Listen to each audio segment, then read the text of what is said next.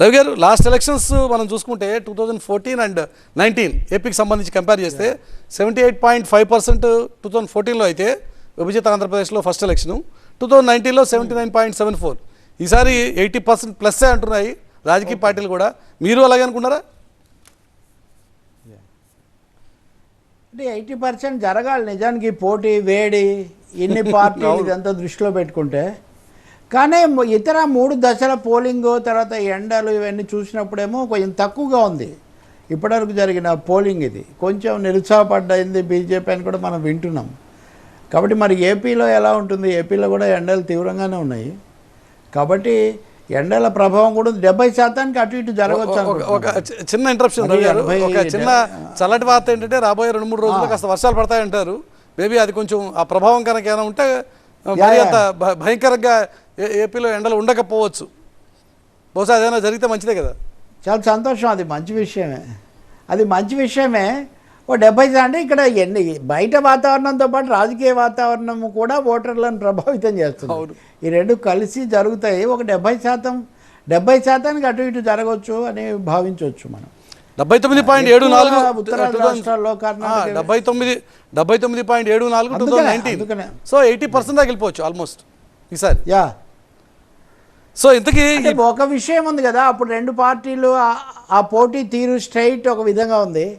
ఇప్పటికి వచ్చేసరికి కొంచెం రకరకాల శక్తులు, రకరకాల ప్రచారాలు, దేశంలో వాతావరణం పెరగచ్చు లేదా అట్లాగే ఉండొచ్చు. అంతవరకు చెప్తాను నేను. ఓకే, ఏపీలో అయితే ఓవైపు కూటమి ఉంది, రెండో వైపు సరే అధికార వైసీపీ, దాంతోపాటుగా ఇక మిగతా ఫ్యాక్టర్స్ కాంగ్రెస్ కొద్దిగా పెంచుకొని ప్రయత్నం ఇలాంటి చాలా జరిగాయి. సో ఏపీలో ఈసారి కొంత అసలు కొంచెం అనలైజ్ చేయడానికి కానీ లేకపోతే ఒక అంచనాకి రావడానికి కానీ కొంత కష్టమైన పరిస్థితి ఉంది అని చెప్పి అనుకోవచ్చా? కష్టమైన పరిస్థితి ఉంది. రాజకీయ పార్టీలు కూడా ఇప్పుడు నాతో నిన్న మాట్లాడిన వాళ్ళు కూడా అంతమంది వారు 1 సైడే 175 లేకపోతే అన్నీ మాకే, 2 వైపులా అదే చెప్పారు. 160 అని ఒకరు, 175 అని ఒకరు. తీరా దగ్గరకు వచ్చే కొద్దీ ఒక టఫ్ ఫైట్ సిద్ధమయ్యారు మానసికంగా. అయినా ఎవరి అంచనాలు అవి వాళ్ళకు ఉన్నాయి. మనం ఇప్పుడు మాట్లాడడంలో మనకు కొన్ని డిఫికల్టీస్ ఉన్నాయి కాబట్టి. కానీ ఓటర్లు అయితే క్లియర్ మైండ్తో ఉన్నారు మురళి.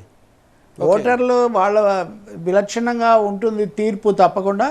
గతంలో చాలాసార్లు తెలుగు ప్రజలు భారతదేశంలోనే విశిష్టమైన తీర్పులు, విభిన్నమైన తీర్పులు కూడా ఇచ్చున్నారు, ఇప్పుడు కూడా ఇస్తారు. ఇంకొక పెద్ద మార్పు ఏంటంటే, కొత్త రాష్ట్రం విడిపోయిన తర్వాత 2 ఎన్నికలు జరిగాయి. మొదటి ఎన్నికలో ఒక విధమైన ఉద్వేగం, రెండోది ఇంకొక రకమైన వాతావరణం. ఇప్పుడు విభజిత రాష్ట్రంలో ఒక దశాబ్ది గడిచింది కాబట్టి పార్టీలు కూడా స్థిరపడి పొత్తులు గిత్తులు అయిపోయి ఒక రాజకీయమైన పద్ధతిలో ఎన్నిక జరిగే అవకాశం చాలా ఎక్కువగా ఉంటుంది. పొలిటికల్ డెసిషన్ జరుగుతుంది ఇప్పుడు. అదే ఎమోషనల్ గా కంటే కూడా పొలిటికల్ గా డెసిషన్స్ వచ్చేటువంటి ఆస్కారం ఉంది అంటారు. పొలిటికల్ పోలరైజేషను, పొలిటికల్ చాయిస్ అది ఎక్కువ ప్రభావం జీవిత అనుభవము ఇది కూడా చూపిస్తుంది ఇప్పుడు.